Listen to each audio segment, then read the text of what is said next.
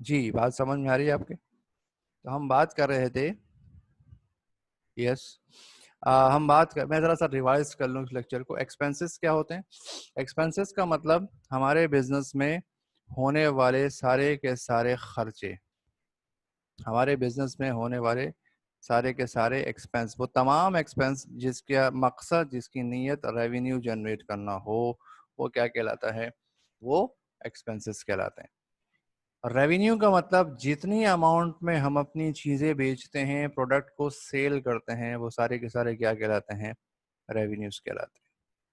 ठीक हो गई बात? अब रेवेन्यू का छोटा सा फार्मूला क्या बना? Revenue equals to cost plus profit. In other words, revenue equals to cost minus loss. ये भी हो सकता है जिस तरह मैंने आपको मिसाल दी कि मैंने अपने एक प्रोडक्ट खरीदा 100 रुपए का, और किसी वजह से मुझे उसको 90 में सेल करना पड़ा, तो कॉस्ट कितनी थी? 100 रुपीज। और बेचा मैंने 90 का, तो लॉस कितना हुआ? 10 रुपीज का। तो अपनी कॉस्ट ने 100 में से मैं लॉस को माइनस कर दूंगा, 100 में से 10 को मैं माइनस कर दूंगा, तो मेरा रेवेन्यू कितना हुआ? 90 रुपीज। तो लॉस की सूरत के अंदर ही रेवेन्यू आपका हो सकता है। जी बेटा, यहाँ तक क्लियर है? यहाँ तक हमने तमाम के तमाम, इसको हम कहते हैं टाइटल ऑफ अकाउंट्स या बेसिक एलिमेंट्स ऑफ अकाउंट्स कह लें, या आप उसको हेड्स ऑफ अकाउंट्स कह लें। हेड का मतलब बड़ी बड़ी पहचान। ये हमने 5 बेसिक हेड्स पढ़ लिए। ठीक है, कौन कौन से पढ़े? एसेट्स और लाइबिलिटीज हमने कल पढ़ी थी, कैपिटल भी कल पढ़ा था। आज हमने क्या पढ़ा? Expenses and revenues. एक्सपेंसेस क्या होते हैं, रेवेन्यूज क्या होते हैं, ये मैंने आपको समझा दिया। ठीक है, थोड़ा सा आगे चलते हैं। अब एसेट किसी एक चीज का नाम नहीं है। Asset is a group of different titles. Assets में बहुत सारी चीजें शामिल होती हैं। जिस तरह मैंने आपको मिसाल दी कि कल मैंने आपको मिसाल दी थी कि एक दुकान खोलने के लिए, मेडिकल स्टोर खोलने के लिए मुझे बहुत सारी चीज़ें चाहिए। मुझे एक शॉप चाहिए, बिल्डिंग चाहिए उसकी, मुझे रैक्स चाहिए, फर्नीचर चाहिए, मुझे कुछ मशीन्स चाहिए, रेफ्रिजरेटर्स चाहिए, काउंटर चाहिए, टेबल चाहिए, चेयर चाहिए। ठीक है, ये तमाम चीज़ें ज़रूरी हैं, और उसके साथ कैश पैसे भी होंगे। तो ये तमाम चीज़ें हमारे बिजनेस में इस्तेमाल हो रही हैं, तमाम चीज़ें हमारे एसेट्स हैं। लेकिन इनका जो इंडिविजुअल नेम होगा उसको हम कहेंगे टाइटल ऑफ अकाउंट। यानी हर एसेट का अपना एक प्री डिफाइंड इंडिविजुअल नेम होता है जो हम उसको देते हैं। मिसाल के तौर पे अगर हमारे बिजनेस में हम एक कुर्सी इस्तेमाल कर रहे हैं या टेबल इस्तेमाल कर रहे हैं, तो बेसिकली क्या है? ये हमारे फर्नीचर का पार्ट है। इसको हम नाम क्या देंगे? फर्नीचर का नाम देंगे। इसी तरह अगर हमारी फैक्ट्री के अंदर बहुत सारी छोटी छोटी मशीनें इस्तेमाल हो रही हैं, डिफरेंट टाइप्स की, डिफरेंट नेचर की, तो हम उसको मिला के हम जॉइंट नाम दे देंगे, मशीन्स का नाम दे देंगे। ठीक है, तो अब यहाँ पे हमारा जो अगला टॉपिक है वो हमने ये सीखना है कि एसेट्स में क्या क्या शामिल होता है, एसेट किस किस नाम से हो सकता है। तो ये कहलाएंगे टाइटल्स। एसेट के अपने टाइटल होते हैं, लाइबिलिटीज के अपने टाइटल होते हैं, एक्सपेंसेस के अपने टाइटल्स होते हैं, और रेवेन्यू के भी अपने टाइटल्स होते हैं। तो जरा डिस्कस कर लेते हैं जो प्रोमिनेंट। देखें, मैंने आपको कल बताया था कि हर बिजनेस के हिसाब से उसके एसेट्स की क्वांटिटी होती है और एसेट्स की नेचर होती है। हॉस्पिटल के एसेट्स की नेचर कुछ और होती है, स्कूल कॉलेज के एसेट्स की नेचर कुछ और होती है, किसी जनरल स्टोर के एसेट्स की नेचर कुछ और होती है, मिल्क शॉप, दूध की दुकान के एसेट्स, दूध के बर्तन, दूध, फ्रिज, ये कुछ और शक्ल में होते हैं। तो कुछ जनरल टाइप्स हम यहाँ पे डिस्कस कर लेते हैं जो आम तौर पे बिजनेसेस में इस्तेमाल होती हैं। सबसे पहले करंट एसेट्स की हम बात करेंगे। करंट एसेट्स मैंने कल आपको बताया था, करंट एसेट्स मींस वो एसेट्स जो 1 साल के अंदर अंदर हमें फायदा देते हैं, उनको हम क्या कहते हैं? करंट एसेट्स कहते हैं। और नॉन करंट एसेट्स कौन से होते हैं? जिनको हम 1 साल से ज्यादा अरसा इस्तेमाल कर सकते हैं। फिर इंटेंजिबल एसेट्स होते हैं, ये मैं आपको बताऊंगा। इसका फिलहाल फर्स्ट ईयर लेवल पे इतना यूज नहीं, लेकिन आपके नॉलेज के लिए मैं भी आपको कुछ देर में बताऊंगा। करंट एसेट्स कौन से होते हैं, क्या क्या आता है उसमें? Cash in hand. Cash in hand का मतलब होता है हमारे पास, अगर हम गौर करें, कैश इन हैंड के जो मीनिंग्स हैं अकाउंटिंग में वो क्या है, इसको जरा सीख लीजिए। मैं यहाँ पे टाइप कर देता हूँ। कैश इन हैंड का मतलब होता है आपके पास जितने भी करेंसी नोट्स होते हैं, आपके पास जितने भी करेंसी नोट्स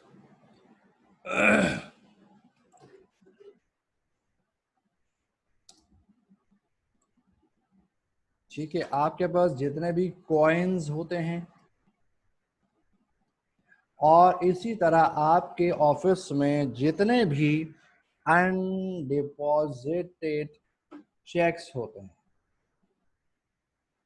यानी किसी आदमी ने आपको चेक दिया आपके नाम पे, आपने पैसे लेने हैं उससे, उसने चेक लिख के दे दिया आपको, लेकिन आपने सोचा ये कि ये पैसे मैं 2 दिन बाद जमा करा दूंगा बैंक में, 3 दिन बाद जमा करा दूंगा किसी वजह से, और उस चेक को आपने अपने लॉकर में रख लिया, दराज में बंद कर दिया। इसका मतलब क्या हुआ कि वो चेक अभी तक आपने जमा नहीं किया, तो अकाउंटिंग उसको as a cash in hand treat करेगी। कैश एट बैंक का मतलब क्या हुआ कि जो पैसे आपने अपने बैंक में जमा कराए हैं बिजनेस के नाम पे, आपने अपनी दुकान के नाम पे एक बैंक अकाउंट खोला और वहां कुछ पैसे आपने जमा करवा दी, वो आपका कैश एट बैंक यानी बैंक बैलेंस कहलाएगा। इसी तरह अकाउंट्स रिसीवेबल, रिसीवेबल का मतलब ऐसे नाम से ही जाहिर हो रहा है कि कलेक्टेबल अमाउंट, यानी आपने ये अमाउंट कलेक्ट करनी है फ्रॉम द कस्टमर। किस लिए लेनी है भाई? इसलिए लेनी है कि हमने उनको उधार बेचा हुआ था, against credit sale of goods, हमने उनको कोई चीज गुड्स या सर्विसेज उधार पे दी थी, हमने उनसे पैसे उस वक्त तो नहीं लिए थे, लेकिन बाद में जाके वो पैसे हमने उनसे लेने हैं। तो ये लेने वाला जो अमाउंट है, कलेक्टेबल अमाउंट है, वो क्या कहलाएगा? अकाउंट्स रिसीवेबल कहलाएगा। उसके बाद एक नया वर्ड हमारे पास आ रहा है जिसको हम कहते हैं नोट्स रिसीवेबल। अच्छा बेटा, आप लोग स्क्रीन शॉट लेकर के अपने पास उसको सेव करके कॉपीज में लिख सकते हैं, ठीक है। नोट रिसीवेबल मीन्स ये भी वही चीज है, फर्क कोई नहीं, कलेक्टेबल है लेकिन against a written promise made by the customer। देखें, अगर आपका कोई कस्टमर है और उसने इन राइटिंग आपसे प्रॉमिस किया है कि वो कुछ पैसे आपको देगा, आपने उधार पे कोई चीज़ बेची और उसने लिख कर आपसे वादा किया कि ये पैसे वो आपको 3 महीने बाद देगा, तो ये लिखा हुआ वादा प्रॉमिस कहलाता है, प्रॉमिसरी नोट कहलाता है। और उसके बदले जो मिलने वाले पैसे हैं उसको हम क्या कहते हैं? नोट्स रिसीवेबल कहते हैं। इसी तरह प्रीपेड एक्सपेंस, प्रीपेड एक्सपेंस बहुत इंपॉर्टेंट कंसेप्ट है अकाउंटिंग के अंदर, इसको भी समझ लीजिएगा। प्रीपेड दो अल्फाज का मजमू है। प्री का मतलब होता है बिफोर, और पेड का मतलब अदा कर दिया गया, यानी कि इसका मतलब ये हुआ कि एडवांस पेमेंट फॉर एक्सपेंसेस। कुछ खर्चे ऐसे होते हैं जो हमें खर्चा होने से पहले पैसे देने पड़ते हैं। मिसाल के तौर पे अगर मैं एक रेंट पे शॉप लेने जाता हूँ, दुकान किराए पे लेता हूँ, जून का महीना, जून के महीने में मैंने कारोबार शुरू किया, तो मैंने जून के महीने में दुकान किराए पे ले ली। अब क्या होगा? दुकान का किराया जून का कब दूंगा? जून के शुरू में या जून के आखिर में? जून के शुरू में देना पड़ेगा, यानी कि एडवांस में देना पड़ेगा। रेंट हमेशा एडवांस पे किया जाता है। तो इस तरह की चीज कि हम अपना रेंट या कोई भी एक्सपेंस एडवांस पे कर दें, उसको हम नाम क्या देते हैं अकाउंटिंग की जबान में? उसको हम प्रीपेड एक्सपेंस कहते हैं। प्रीपेड का मतलब एडवांस पेमेंट ऑफ एक्सपेंस। इसी तरह advance to supplier, advance to supplier, supplier किसको कहते हैं? जिनसे हम माल खरीदते हैं, जिनसे हम अपने बिजनेस की चीजें खरीदते हैं, यानी दुकान का सामान खरीदते हैं, यूँ कहना चाहिए। तो कभी कभी ऐसा होता है कि हम उनको एडवांस पैसे दे देते हैं कि भाई 10,000 रुपये आप रख लें और अगले हफ्ते मुझे फला फला ब्रांड की चीज़ें मेरी दुकान पे पहुंचा देना।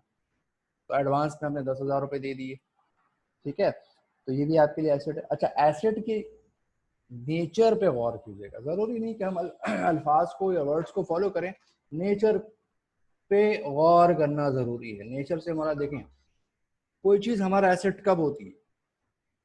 कोई चीज़ कोई एसेट हमारा उस वक्त होती है जब वो हमारी ओनरशिप हो। यानी कि कहने का मकसद ये हुआ कि अगर कोई चीज़ हमारा एसेट है, हमारी मिल्कियत है और हमने उसको दिया हुआ है, ठीक है, किसी और को दिया हुआ इस्तेमाल करने के लिए, मिल्कियत ओनरशिप मेरी है और पैसे मैंने किसी और को दे दिए एडवांस में, तो ये हमारा एसेट है। यानी मिल्कियत मेरी है, इस्तेमाल कोई और कर रहा है, तो ये क्या होगा, मेरा एसेट होगा। यानी मिसाल के तौर पर मेरी एक बिल्डिंग है जो मैंने रेंट पे दे दी, मिल्कियत किसकी है, मेरी है, इस्तेमाल कौन कर रहा है, किराएदार कर रहा है, लेकिन चूंकि मिल्कियत मेरी है, मैं इस्तेमाल तो नहीं कर रहा, ठीक है, मैं इस्तेमाल उस सेंस में नहीं कर रहा कि मैं उसमें रहता नहीं हूँ, मैं उसको किराए के लिए इस्तेमाल कर रहा हूँ, ठीक है, लेकिन मैं उसको खुद फिजिकली इस्तेमाल नहीं कर रहा, मैंने किराए पे दी हुई है, ओनरशिप मेरी है, मैं उसको फिजिकली यूज नहीं कर रहा, क्योंकि ओनरशिप मेरी है तो बिल्डिंग मेरा एसेट है। इसी तरह अगर मैं किराए पे एक बिल्डिंग लेता हूँ, मैं उसको इस्तेमाल तो करता हूँ लेकिन उसकी ओनरशिप मेरी नहीं है, तो वो बिल्डिंग मेरा एसेट नहीं कहलाएगी। तो किसी भी चीज़ को एसेट डिक्लेयर करने के लिए ज़रूरी है कि उसकी ओनरशिप आपकी हो, मिल्कियत आपकी हो। अगर वो आपकी मिल्कियत है तो वो आपका एसेट है, चाहे वो आपके कब्जे में हो, इस्तेमाल में हो या ना हो। जी, बात समझ में आ रही। इसी तरह अगली चीज़ हमारे पास है ऑफिस सप्लाईज। ऑफिस सप्लाईज भी एक टेक्निकल टर्म है। ऑफिस सप्लाईज का मतलब होता है, अगर आप किसी भी ऑफिस में जाके देखेंगे तो आपको डिफरेंट चीज़ें नज़र आएंगी इस्तेमाल होती हुई। मिसाल के तौर पे आप हर ऑफिस में देखते हैं कि वहाँ पर आपको क्या नज़र आ रहा है, file covers, papers, letter heads, envelopes, calculators, scale, pen, pencil, glue, जितना स्टेशनरी का सामान आपको इस्तेमाल होता हुआ नज़र आ रहा है, इसको टेक्निकली हम क्या कहते हैं, ऑफिस सप्लाईज। ये स्टेशनरी का सामान बेचने के लिए नहीं होता, अपने इस्तेमाल के लिए होता। तो stationery items for own use of the business. हाँ, अगर किसी की दुकान हो स्टेशनरी की, फिर वो क्या ट्रीट करेगा, फिर वो ट्रीट करेगा उसको एक और चीज के तौर पे, जिसको हम कहते हैं, अगला जो लफ्ज यहाँ पे आ रहा है वो है मर्चेंडाइज इन्वेंट्री। इसको भी जरा सीख लेते हैं, बहुत इंपॉर्टेंट कंसेप्ट है अकाउंटिंग के अंदर, मर्चेंडाइज इन्वेंट्री। मर्चेंडाइज इन्वेंट्री दो वर्ड्स का कॉम्बिनेशन है। Number one, the first word is merchandise. Merchandise का मतलब होता है द बिजनेस गुड्स, यानी वो चीजें, गुड्स का मतलब होता है चीजें, द बिजनेस गुड्स या products which are kept for resale. वो चीजें जो हम अपने बिजनेस में रखते हैं इस नीयत से कि हम उसको किसी को बेचेंगे, बेचने की नीयत से जो चीज रखी जाए उसको क्या कहते हैं, मर्चेंडाइज कहते हैं। और इन्वेंट्री किसको कहते हैं, इन्वेंट्री का वर्ड जरा सा न्यू वर्ड है आपके लिए, इन्वेंट्री से रिलेटेड आपने एक वर्ड सुना होगा कॉमनली, वो है स्टॉक। स्टॉक का मतलब जखीरा, माने फिजिकल क्वांटिटी, ठीक है, क्वांटिटी ऑफ द मर्चेंडाइज है, क्वांटिटी ऑफ द गुड्स। तो मर्चेंडाइज का मतलब क्या हुआ, जो चीज हम बेचने की नीयत से खरीदें, और इन्वेंट्री का मतलब उसकी कितनी क्वांटिटी हमारी दुकान के अंदर मौजूद है। अब मिसाल के तौर पे मेरा मेडिकल स्टोर है, मैं मेडिसिन बेचता हूँ, तो मेडिसिन मेरे लिए क्या बन गई, मर्चेंडाइज बन गई। और इस वक्त मेरी दुकान में कितनी क्वांटिटी के अंदर डिफरेंट मेडिसिन मौजूद हैं, उसको हम क्या नाम देंगे, उसको हम इन्वेंट्री का नाम देंगे। तो मर्चेंडाइज इन्वेंट्री का मतलब वो चीज़ें जो हमारे बिजनेस में मौजूद हैं बेचने की नीयत से, उसकी कितनी क्वांटिटी हमारे पास मौजूद है, इसको अकाउंटिंग की ज़बान में क्या कहते हैं, मर्चेंडाइज इन्वेंट्री। या मेरी स्पोर्ट्स की दुकान है, स्पोर्ट्स का मैं सामान बेचता हूँ, तो स्पोर्ट्स गुड्स जो हैं वो मेरे लिए मर्चेंडाइज हैं। इस वक्त मेरी शॉप में कितनी क्वांटिटी और कितनी अमाउंट की स्पोर्ट्स आइटम्स मौजूद हैं, उसको हम मर्चेंडाइज इन्वेंट्री का नाम देंगे। इसी तरह अगर मेरा जनरल स्टोर है, मैं डिफरेंट ग्रॉसरी आइटम्स सेल करता हूँ, किचन आइटम्स सेल करता हूँ, शैम्पू, साबुन, आटा, चीनी, दाल, चावल, घी, तेल, ये तमाम चीज़ें ग्रॉसरी आइटम ये मैं बेचता हूँ, ये मेरे मर्चेंडाइज है जनरल स्टोर के अंदर। और इस वक्त मेरे स्टोर में कितनी क्वांटिटी और कितने अमाउंट का सामान पड़ा हुआ है उसको हम इन्वेंट्री का नाम देंगे। मर्चेंडाइज इन्वेंट्री समझ में आ गई? टेक्निकल टर्म है जी। मर्चेंडाइज इन्वेंट्री मींस क्लियर हो गया? आगे चलते हैं। अगला वर्ड हमारे पास है नॉन करंट एसेट का। नॉन करंट एसेट में सबसे पहले में नजर आ रहा है ऑफिस इक्विपमेंट। इक्विपमेंट एक कॉमन सा वर्ड है, लेकिन अकाउंटिंग की जबान में इक्विपमेंट एक ग्रुप ऑफ एसेट है। इक्विपमेंट का मतलब हमारे ऑफिस में डिफरेंट जो छोटी छोटी मशीन्स या गैजेट्स इस्तेमाल होती हैं, स्मॉल मशीन्स, स्मॉल गैजेट्स, ठीक है, they are called equipment. For example आपके ऑफिस में कंप्यूटर इस्तेमाल हो रहा है, प्रिंटर इस्तेमाल हो रहा है, आपके सीसीटीवी कैमरा लगे हुए ऑफिस के अंदर, या आपके ऑफिस में एक फैक्स मशीन लगी हुई है, या पुराने ज़माने में एक जिसको कहा जाता था कि टाइपराइटर हुआ कर, आजकल तो खैर नहीं होते, लेकिन टाइपराइटर हुआ करते थे। आजकल टाइपराइटिंग का काम कंप्यूटर से ही लिया जाता है, तो टाइपराइटर हुआ करते थे। उसके अलावा अगर आपके ऑफिस में कोई प्रिंटर है, ये तमाम चीज़ें जो छोटी छोटी ऑफिस के अंदर मौजूद होती हैं। प्रिंटर आपके पास है, कोई स्कैनर हुआ करता था किसी ज़माने में, वो आपके पास मौजूद है, या टेलीफोन की कोई डिवाइस है, या इंटरनेट की कोई डिवाइस है जो आपके ऑफिस में इस्तेमाल हो रही है, वाईफाई की डिवाइसेस हैं। तो ये तमाम चीज़ें टेक्निकली क्या कहलाती हैं? ये कहलाती हैं इक्विपमेंट, या इनको हम क्या कहते हैं? इक्विपमेंट भी कह सकते हैं और ऑफिस इक्विपमेंट भी कहते हैं। ऑफिस का मतलब हमारे बिजनेस प्लेस की चीज़ें, हमारे बिजनेस प्लेस पे इस्तेमाल होने वाले इक्विपमेंट्स। जी, यहाँ तक क्लियर है? Any confusion? कोई प्रॉब्लम तो नहीं है? अच्छा जी, आगे चलते हैं। अगला जो वर्ड हमारे पास है वो है ऑफिस फर्नीचर एंड फिक्सर। या वर्ड के मीनिंग से ही बड़ा क्लियर हो रहा है कि फर्नीचर का मतलब क्या होता है। भाई आपके ऑफिस में, आपके बिजनेस प्लेस पे, आपके दुकान पे इस्तेमाल होने वाले चेयर्स, टेबल्स, स्टूल, या आपके ऑफिस में कंप्यूटर डेस्क वगैरह लगी हुई हैं, ये तमाम चीज़ें क्या कहलाती हैं? फर्नीचर्स एंड फिक्सचर्स कहलाती हैं। फिक्सचर्स का मतलब ये होता है कि आपके ऑफिस में जो चीज़ें रूफ्स में या वॉल्स में फिक्स हो गई, सीलिंग ऑफ द रूफ, ठीक है, या आपके डिफरेंट चीज़ें ऐसी हैं जो कि ग्लास डोर्स हैं, या और चीज़ें जिसको हम फिक्सचर का नाम यहाँ पे दे सकते हैं। प्लांट एंड मशीनरी, जहाँ पे प्रोडक्शन होती है, नाम से बड़ा वाज़ेह है। प्लांट एंड मशीनरी का मतलब जहाँ पे प्रोडक्शन होती है वहाँ पर हम क्या करते हैं? मशीनों की मदद से। प्लांट ये पौधे वाला प्लांट नहीं है, ठीक है, ये प्लांट वो है जहाँ से प्रोडक्शन होती है। दोनों की स्पेलिंग भी इत्तेफाक से सेम है, प्रोनाउंसिएशन भी सेम है। पर प्लांट का मतलब वो चीज़ें जो प्लांटेड हैं, जो हमारे मशीनरी फैक्ट्री के अंदर मौजूद है, उसको हम प्लांट कहते हैं। ऑटोमोबाइल एंड व्हीकल्स, वो गाड़ियाँ जो हमारे बिजनेस के अपने नाम पे हैं, चाहे वो ट्रक्स हों, डिलीवरी ट्रक्स हों, वैन्स हों, व्हीकल्स। ऑटोमोबाइल से मुराद कार्स हैं आपके पास, ठीक है। ये तमाम के तमाम हमारे नॉन करंट एसेट्स हैं। लैंड, ज़मीन, प्लॉट अगर हमारे नाम पे है, वो प्लॉट अगर हमारे नाम पे मौजूद है, हमारे बिजनेस के नाम पे मौजूद है, बिजनेस में यूज हो रहा है, तो वो हमारा एसेट है, लैंड के नाम से रिकॉर्ड करेंगे। बिल्डिंग, बिल्डिंग का मतलब वो स्ट्रक्चर जो हमने लैंड पे खड़ा किया हुआ है, दीवारें, छत वगैरह, या और जो हमने इस पे चीजें खर्च लगाई हुई हैं, ये सारी चीजें मिला के क्या कहलाती हैं? बिल्डिंग कहलाती हैं। इसी तरह इन्वेस्टमेंट होता है। इन्वेस्टमेंट का मतलब होता है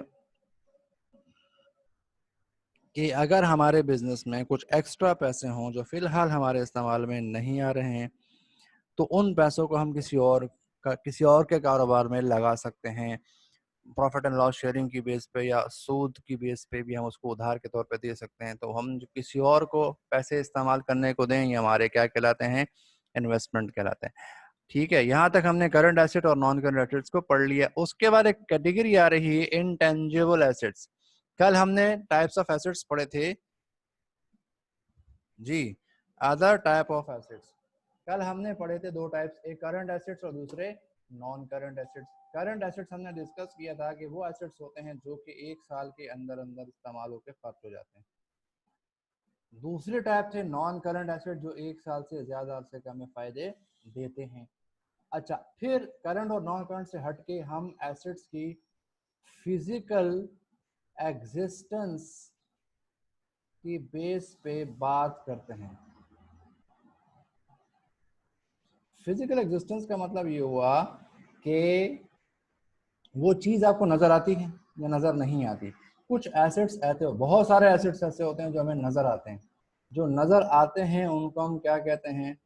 टेंजिबल एसेट्स कहते हैं। दे कैन बी सीन और टच्ड। आप उनको देख सकते हो, टच कर सकते हो। They can be seen and touched. मिसाल के तौर पे बिल्डिंग आपको नजर आती है, करंट भी हो सकते हैं ये एसेट्स और नॉन करंट भी हो सकते हैं। टेंजिबल एसेट करंट भी हो सकते हैं और नॉन करंट भी हो सकते हैं। अब मिसाल के तौर पे एक बिल्डिंग आपको नजर आती है, ठीक है, और आप उसको देख सकते हो, उसको टच कर सकते हो, बिल्डिंग हमारा नॉन करंट एसेट है। लेकिन चूंकि बिल्डिंग हमें नजर भी आ रही है, उसका एग्जिस्टेंस भी है, फिजिकली एग्जिस्ट कर रही है, तो बिल्डिंग को हम टेंजिबल एसेट भी कहेंगे। तो यूं कहेंगे कि बिल्डिंग हमारा टेंजिबल नॉन करंट एसेट है। या यूं समझ लें ऑफिस सप्लाईज, स्टेशनरी का सामान जब इस्तेमाल कर रहे हैं आपको नजर आ रहा है, नजर आ रहा है, वो एक टेंजिबल है। और चूंकि ऑफिस सप्लाईज 1 साल के अंदर अंदर खत्म हो जाती हैं तो करंट एसेट भी हो गया। हम यूं कहेंगे कि ऑफिस सप्लाईज हमारा टेंजिबल करंट एसेट है, building tangible non current asset है, और office supplies tangible current asset है। कुछ एसेट्स ऐसे होते हैं जो हमें फिजिकली नजर नहीं आते, लेकिन उसके बेस पे हम पैसे जरूर कमाते हैं। हम उसको क्या कहते हैं? इनटेंजिबल एसेट कहते हैं। जिस चीज की बेस पे हम पैसे कमाते हैं लेकिन वो हमें नजर नहीं आती, वो है इनटेंजिबल। फॉर एग्जांपल, अगर आप एक सॉफ्टवेयर डेवलपर है, आपने एक सॉफ्टवेयर डेवलप करके दिया है, यानी हम अगर बिजनेस के हवाले से बात करें, हमने अगर किसी सॉफ्टवेयर डेवलपर से एक सॉफ्टवेयर डेवलप करवाया, ठीक है, उस सॉफ्टवेयर के अंदर हमने उसको कुछ पैसे देके अपनी कंपनी के लिए अकाउंटिंग का सॉफ्टवेयर डेवलप करवाया, तो क्या वो सॉफ्टवेयर में नजर आएगा? हमने 2 लाख रुपए का एक सॉफ्टवेयर बनवाया, नजर आएगा? नहीं आएगा। ठीक है ना, 50,000 का कंप्यूटर है जिसके अंदर वो इस्तेमाल हो रहा है, कंप्यूटर तो हमें नजर आ रहा है, लेकिन उस कंप्यूटर के अंदर जो 2 लाख रुपए का सॉफ्टवेयर है वो नजर नहीं आ रहा। तो कंप्यूटर तो हो गया टेंजिबल एसेट, और उसकी लाइफ ज्यादा होती तो उसको टेंजिबल नॉन करंट एसेट कहेंगे। और लेकिन उस सॉफ्टवेयर को हम इस्तेमाल करें, 2 लाख रुपए वाले सॉफ्टवेयर को, वो हमें नजर नहीं आ रहा, तो वो क्या कहलाएगा? इंटेंजिबल। इसी तरह आपके बिजनेस की गुड रेपुटेशन, जिसको हम यहाँ पे कहते हैं गुडविल। गुडविल का मतलब क्या होता है? कि आपकी ऑनेस्टी, आपका गुड शो ऑफ, आपका अखलाक, आपके कम प्राइस, आपके durable goods, good quality of the product, तो तमाम चीज़ें जिसकी वजह से लोग आप पे ट्रस्ट करते हैं और लोग दूसरों की दुकान छोड़ के आपकी दुकान पे आते हैं सिर्फ नाम की वजह से। तो ये जो ट्रस्ट है, इसको अकाउंटिंग की जबान में हम क्या कहते हैं? गुडविल कहते हैं। देखें, अगर हमारा नाम अच्छा होगा मार्केट में, उस नाम की बेस पे भी हम पैसे कमाते हैं, क्योंकि लोग दूसरों को छोड़ के, दूसरों के शॉप्स को छोड़ के हमारी शॉप के ऊपर आते हैं, ठीक है, तो हम अपने नाम की बेस पे भी पैसे कमा रहे हैं। नाम हमारे लिए क्या हो गया? जो चीज़ इस्तेमाल की जाए प्रॉफिट कमाने के लिए वो एसेट होती है, तो हम अपने नाम की बेस पे पैसे कमा रहे हैं, तो नाम भी हमारा एसेट हो गया। उसको हम क्या नाम देंगे? गुडविल का नाम देंगे। ठीक है बेटा, तो आज के इस लेक्चर में हमने बहुत इंपॉर्टेंट चीजें डिस्कस की। नंबर 1 हमने डिस्कस ये किया एक्सपेंसेस किसको कहते हैं, नंबर 2 हमने डिस्कस किया रेवेन्यूज किसको कहते हैं। ये चीजें डिस्कस करने के बाद हमने एसेट्स, टाइटल ऑफ एसेट्स को डिस्कस किया। आप चाहे तो इसका स्क्रीनशॉट ले लें, सेव कर लें इसको, ताकि आपको याद रहे, फिर अपनी कॉपी में इसको लिख लीजिएगा एज अ नोट्स। तो ये जो एसेट्स होते हैं इनको हमने डिटेल में डिस्कस किया, एक एक चीज को डिस्कस किया, इनको नोट कीजिए। और अगर कोई चीज आपको समझ में नहीं आती तो फिर आप यहाँ पे कमेंट करके मुझसे पूछ सकते हैं, इंशाल्लाह मैं उसको एक्सप्लेन करूँगा। तो आज के लेक्चर को मैं फ़िलहाल यहीं पे रोक देता हूँ और कल इंशाल्लाह फिर हम बात करेंगे डिफरेंट अदर एसिड्स की। ठीक है जी।